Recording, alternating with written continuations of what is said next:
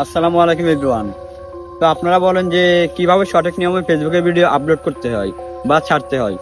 তো এটা হলো আপনি কোন ভিডিওটা ছাড়ছেন এটার ইন্টারেস্ট মানে এই অনুযায়ী কিছু লিখবেন, ডিসক্রিপশন বক্সে কিছু লিখে তারপরে ভিডিওগুলো ছাড়বেন।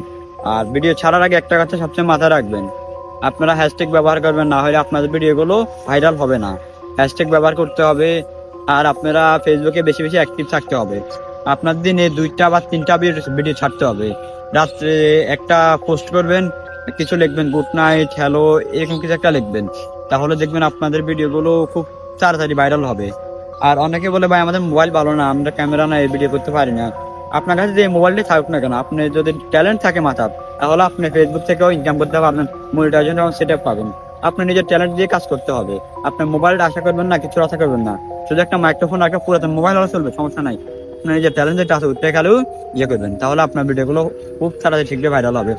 আর অনেকেই আছেন যে ফেসবুকে ওয়াচ টাইম এবং ফলোয়ার্স কিনে, আসলে এইগুলো না কিনে নিজের ট্যালেন্ট দিয়ে এগিয়ে যান। দেখবেন আর আপনারা যে ফলোয়ার গুলো কিনেন ওইটা সব ফেক ফলোয়ার। ওইটা না কিনে আপনারা নিজে চেষ্টা করেন, দেখবেন আপনারা একদিন ফেসবুক থেকে টাকা ইনকাম করতে পারবেন, সফলতা অর্জন করতে পারবেন ইনশাল্লাহ।